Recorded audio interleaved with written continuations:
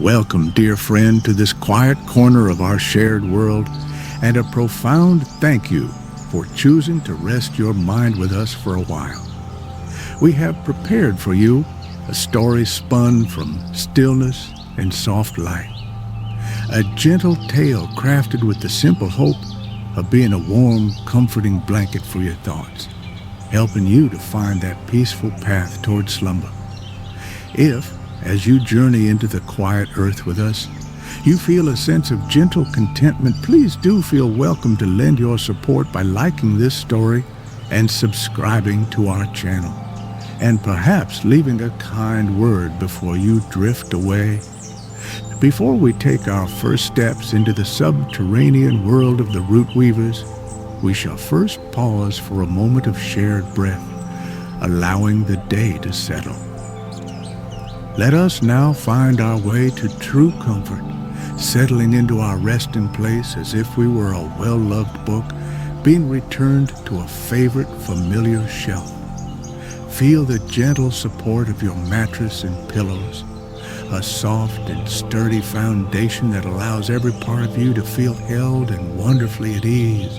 You might pull your blankets a little closer, a soft cocoon of warmth, creating a small, safe haven just for you. This is a time given wholly to peace, a gentle pilgrimage where the day's busy thoughts can finally unfurl and drift away, inviting a quiet calm to settle in your heart, as deep and pervasive as the ancient silence held within the earth itself. Now, let us share a quiet breath together, like the slow, contented sigh of the world settling for the night. Gently, slowly, draw the air in through your nose, imagining it as a soft, silvery light, cool and clean, filling every small space within you with ease. Then, release it just as softly through your mouth, a warm, quiet stream carrying away any lingering tightness. With each slow, easy breath, you may feel your body softening, much like good, fertile soil after a gentle rain, releasing any small knots of care you might have held. Imagine the clean, sweet fragrance of damp earth, the faint, papery scent of old leaves, and the grounding sense of things that have been growing peacefully for a very long time, hushing the small, lingering noises of your day. If, by chance, your thoughts should begin to flutter like tiny moths around a soft light, that is perfectly all right, dear one. Simply notice them with a gentle kindness, as you might notice a leaf drifting down a slow current, and then guide your attention back to the steady, peaceful rhythm of your breath, or to the quiet comfort of my voice. There is nothing left for you to do now, save for listening and allowing the story to be a gentle vessel, carrying you toward the deep and restorative rest that you so richly deserve. Feel the Hearthroot's low, deep hum, a vibration that resonates with the very song of patience, gently coaxing your own body into a state of profound ease. Let us begin our quiet journey into the heart of the earth, where the Slow Almanacs of Root await to guide you into a serene and deeply peaceful sleep. Chapter 1, The Winding Path. Downward. One would be quite mistaken to expect a grand entrance to a place of such quiet importance as the Great Archive of the Root. There was no soaring archway, no daunting stair, but simply a low, wide door of pale silvered wood, so smooth it seemed to have been polished by centuries of gentle rain and passing breezes. Corin stood before it for a long moment, feeling the day's travel and the hurriedness of the outside world begin to fall away, much like a heavy cloak slipping from tired shoulders.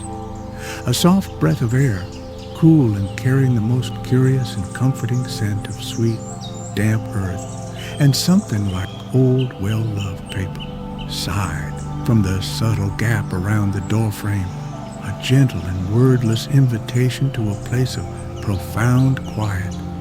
It was, Corin thought, with a feeling of deep rightness, a smell that promised peace. With a light touch, the door swung inward without a sound, revealing not darkness, but a soft, welcoming dimness. The path ahead sloped gently downward, not a tunnel dug from the hard earth, but a wide corridor whose floor was made of soil packed so firmly and finely that it felt almost like thick felt beneath the soles of Corin's boots. It was a surface that seemed to absorb sound, for each footstep was but a soft, satisfying scuff, adding to the enveloping quiet. Here and there, growing in small, soft clusters upon the curved earthen walls, were patches of luminous fungi, each one casting a gentle, pearlescent glow that illuminated the way forward with a light as soft as a veiled star. The air itself seemed to grow warmer and calmer with every step taken. It was a living stillness, a quiet that was not empty, but full, rich with the hum of things growing and resting in the deep. Corin had known the quiet of open plains at twilight and the hushed reverence of high, lonely crags, but this was something else entirely. This was a quiet that felt ancient and kind, a silence that seemed to listen back. And with each descending step, Corin felt a small, unknowable tension in their own chest begin to loosen, the breath deepening and slowing all on its own, as if matching a rhythm that had been waiting here for a very long time. Along the walls, the first of the roots began to appear, thick and smooth as polished wood, weaving through the soil in slow, elegant curves. They were not gnarled or rough, but had a surface that invited the touch, their colors ranging from the deep brown of rich loam to the pale cream of new shoots. They seemed to hum with a life that was deep and slow, a vitality that was palpable even from a distance. The pearlescent light of the fungi caught on their smooth surfaces, creating shifting patterns that seemed to dance just at the edge of sight. A slow, silent ballet of light and shadow that was endlessly mesmerizing to watch. Corin paused, resting a hand for a moment against the earthen wall, feeling the faintest vibration traveling through it. It was a low, resonant hum, a thrumming so deep it was felt more in the bones of the hand and the center of the chest than it was heard by the ears. It felt like the contented purr of some great sleeping creature, a sound that spoke of utter safety and steadfastness. It seemed to pull the weariness from Corin's very marrow, replacing it with a sense of groundedness, a feeling of being connected to something immense, patient, and profoundly peaceful. It was the song of the deep earth, and it was a lullaby. The path continued its gentle, winding descent, each turn revealing a new tableau of soft light and shadowed curves. The air grew richer with the scent of warm loam and the faint, sweet perfume of unseen roots and nourishing soil. Corin walked without any sense of urgency, feeling as if the journey itself was the destination, a slow and deliberate unwinding of the mind. The world outside, with its bright sun and sharp noises and bustling pace, felt a lifetime away, a half-remembered story from a different book altogether. Here, there was only the soft path, the gentle glow, and the deep, calming hum. Eventually, the curving corridor began to widen, the ceiling arching up into unseen shadows, and the gentle pearlescent glow of the fungi was joined by a new light ahead. It was a warm, steady radiance, the color of honey or the softest part of a candle's flame, and it spilled around a final wide bend in the path. With it came an even greater sense of warmth, a comforting heat that felt like stepping into the gentle sunshine of a perfect spring afternoon.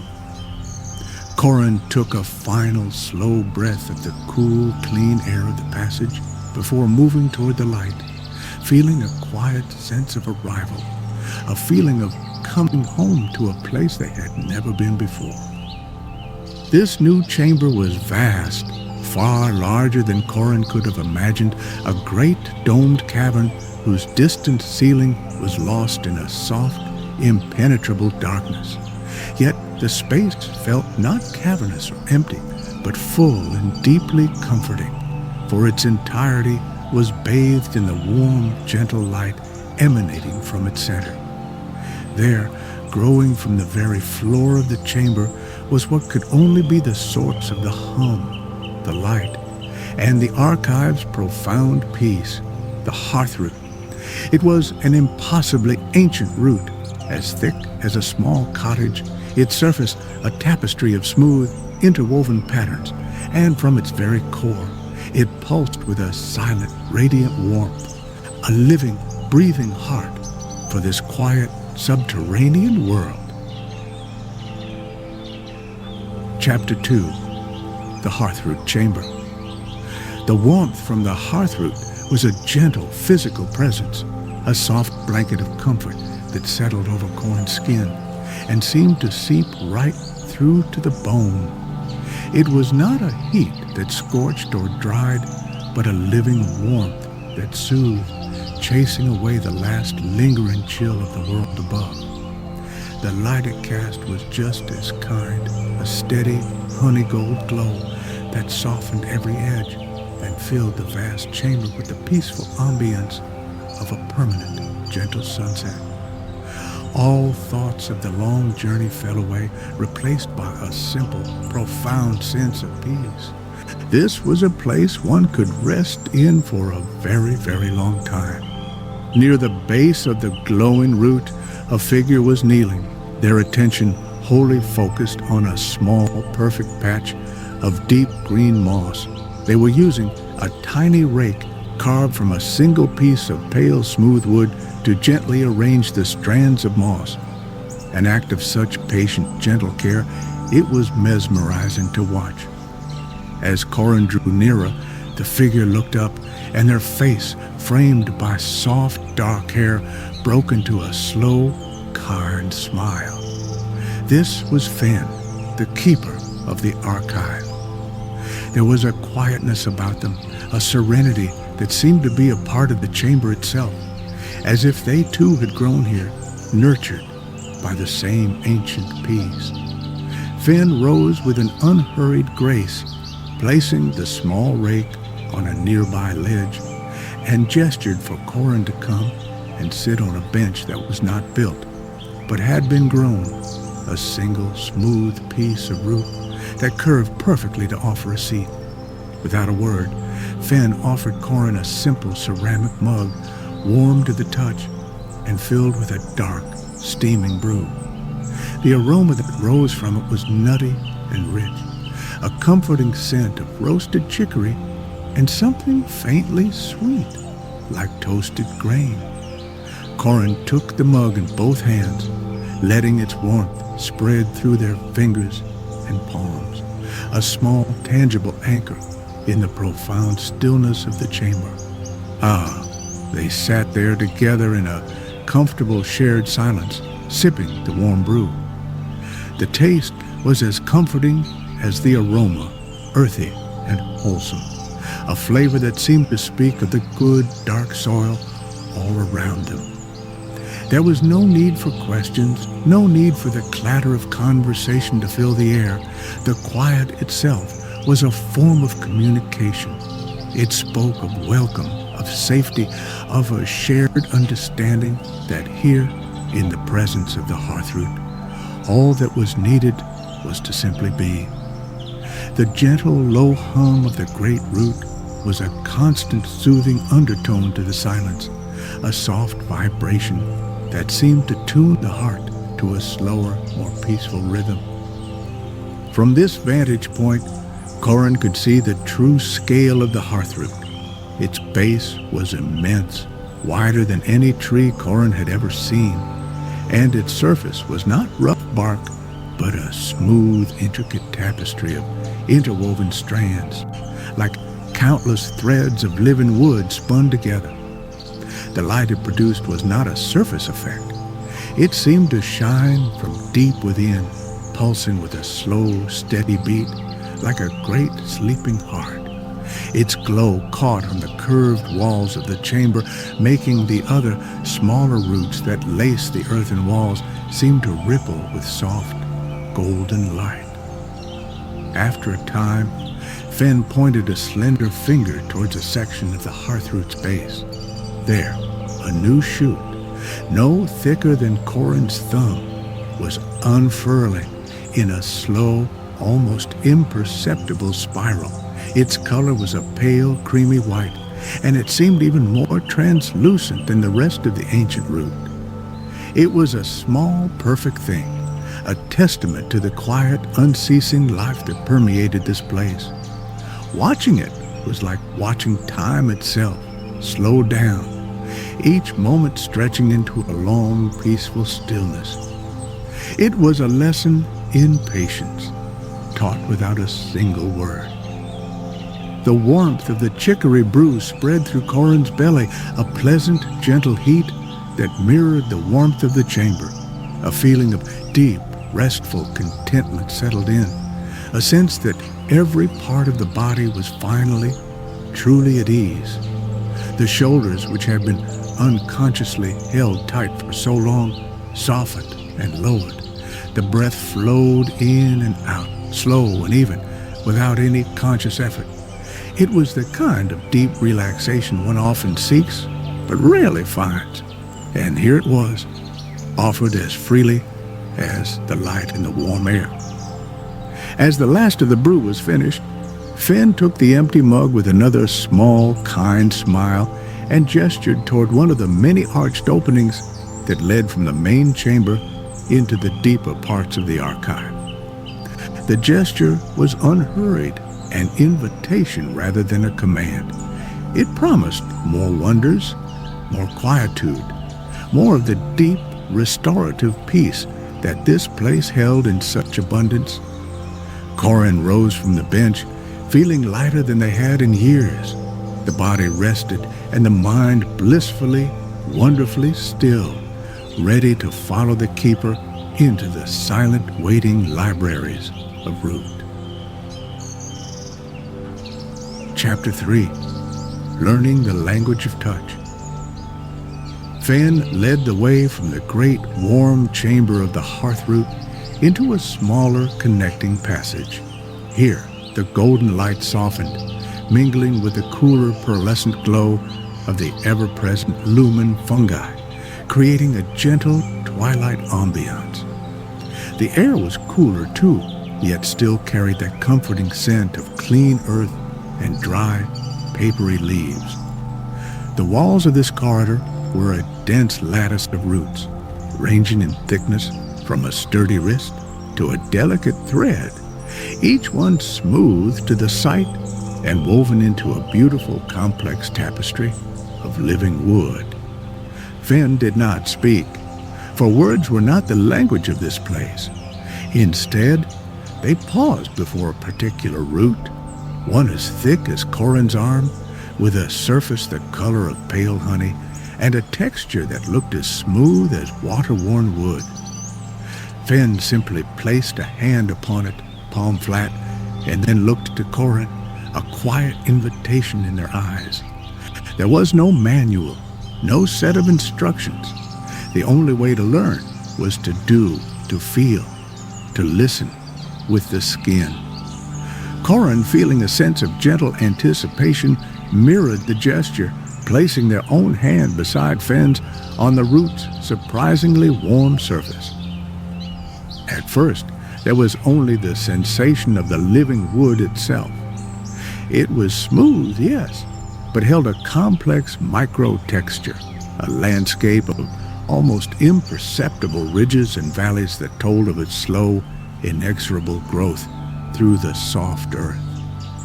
Beneath the surface, Corin could feel a faint, slow pulse, the deep, unhurried heartbeat of the ancient tree living somewhere far, far above in a world of sun and sky.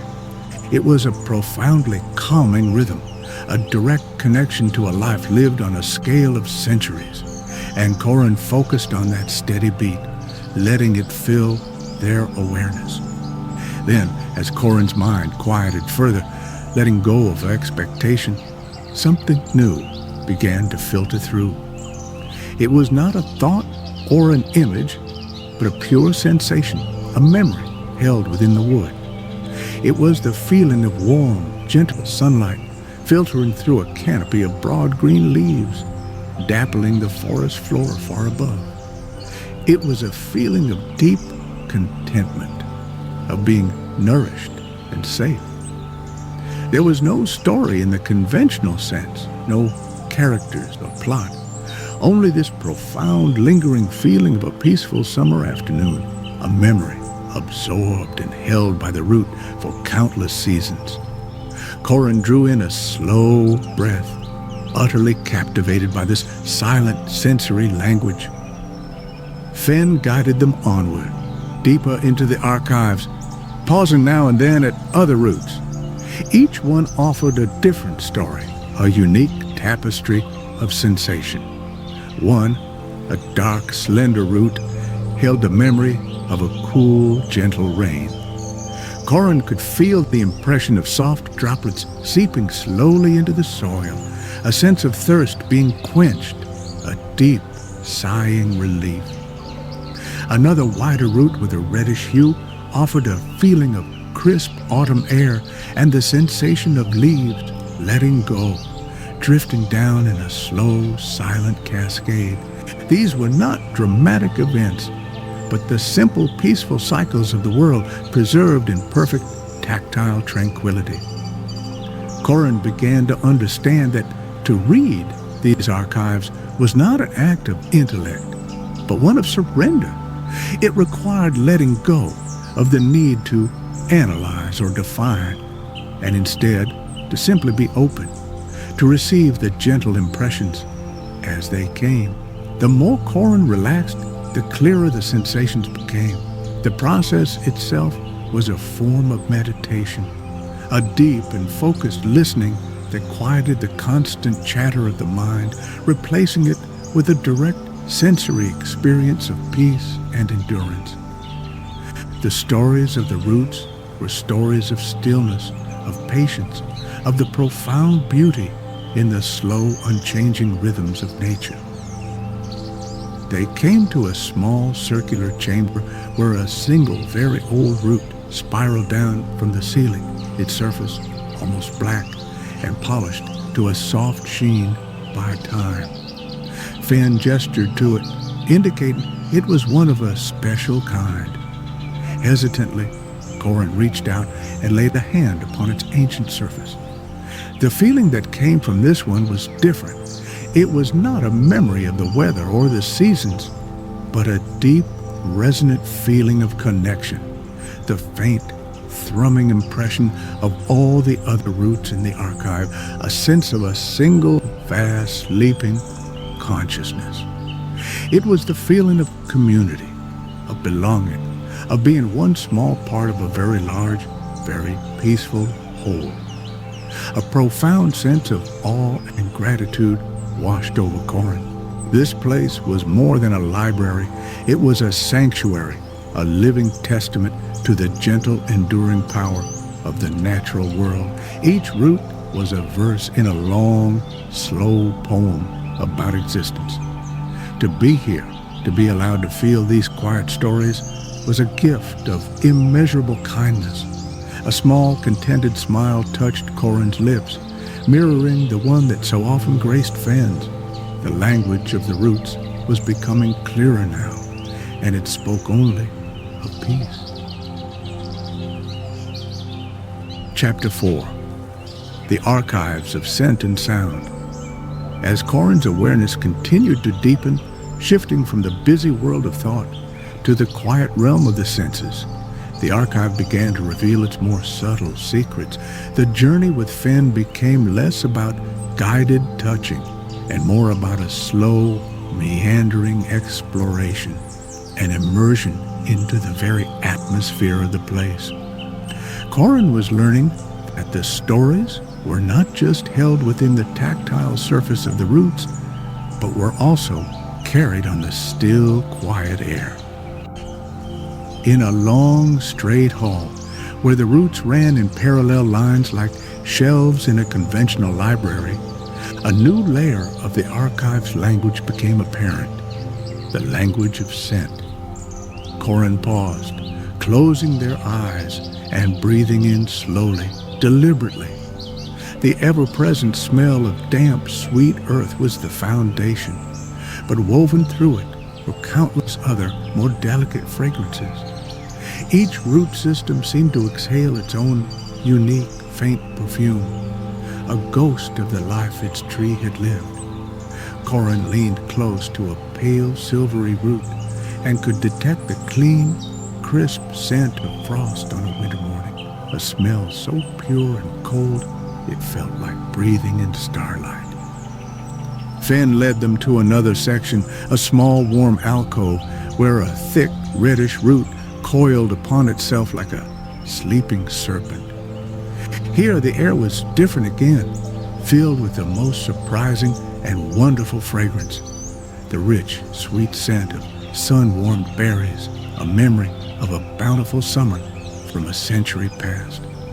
It was so vivid that Corin could almost taste the sweetness on the tongue.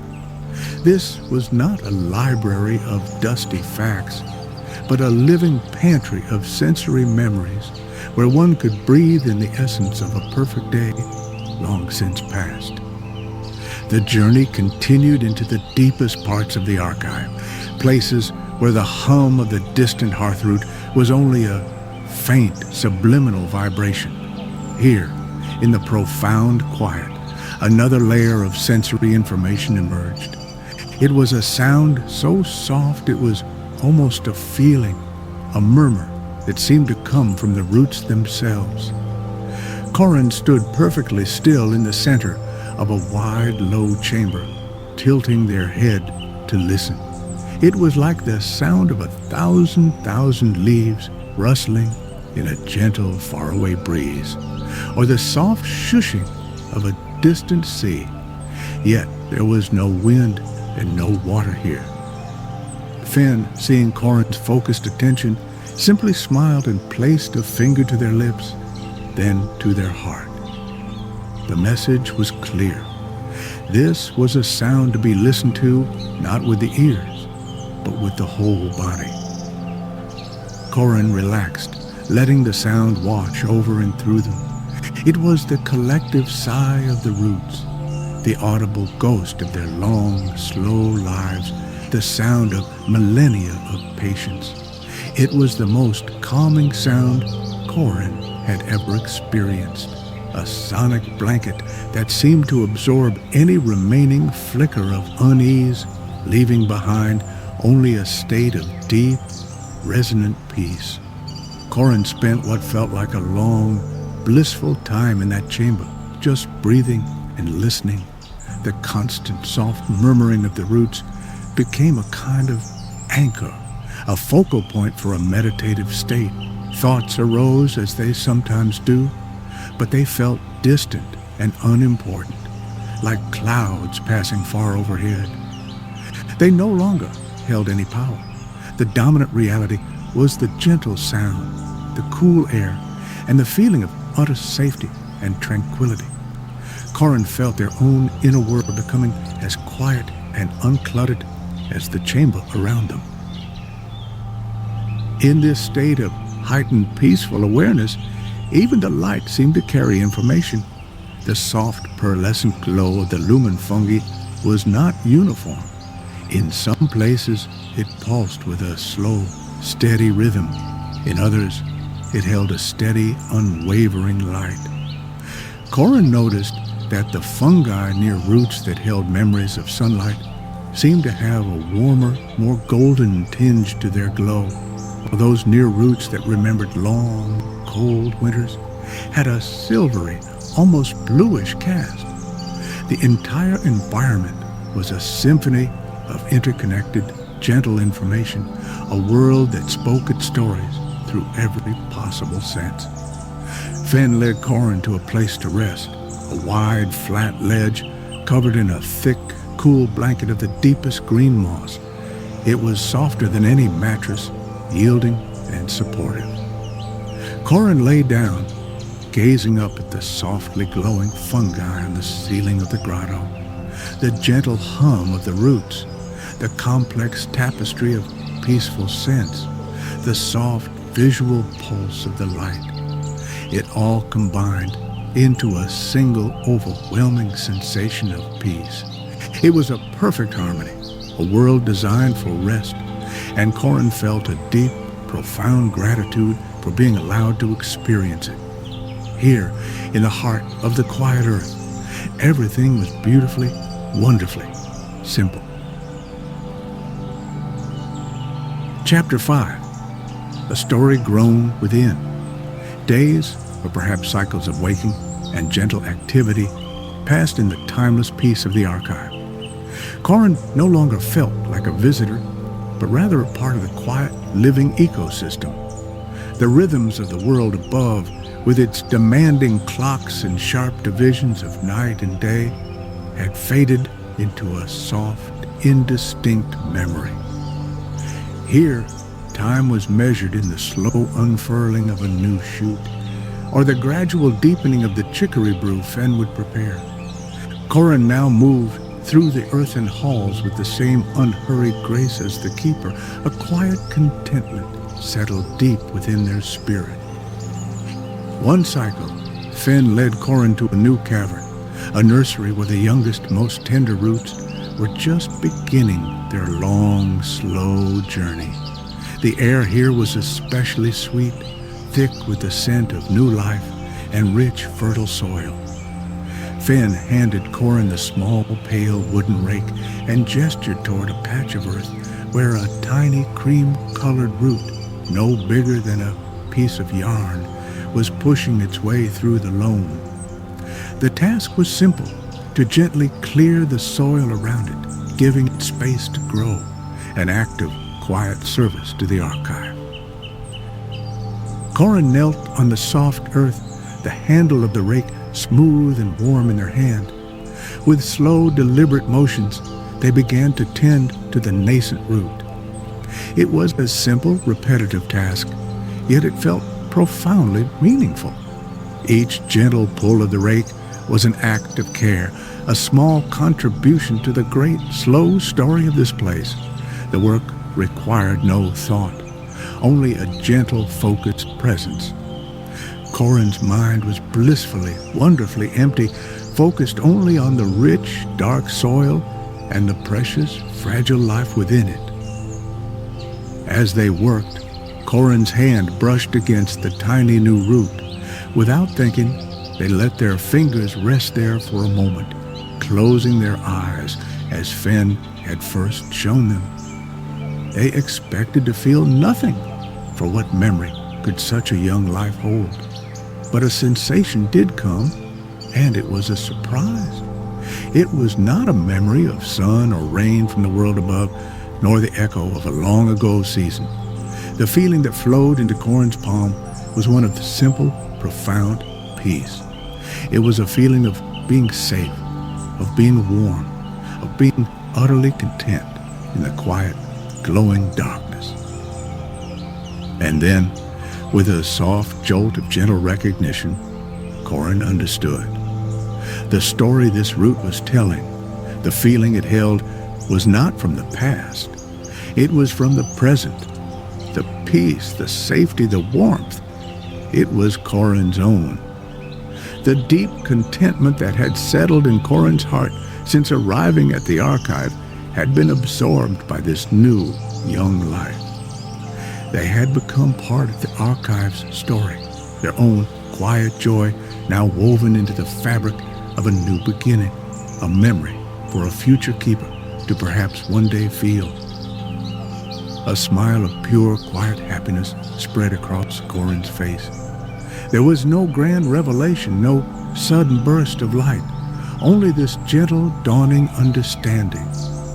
The peace they had sought was not just something to be found in this place, but something to be cultivated and shared, given back to the very source that had offered it. The journey had not been about finding a sanctuary to hide in, but about becoming so filled with its peace that one could, in a small way, become a sanctuary oneself. Later, Corin sat with Finn on their usual bench by the Hearthroot, sipping the warm, nutty brew.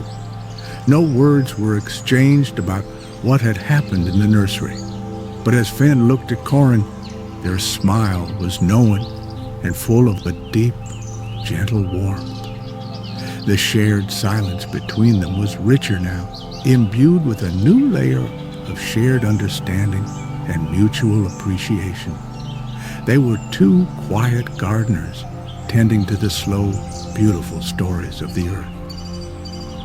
Corin leaned back against the smooth wood of the bench, feeling the steady, calming hum of the great root resonating through them.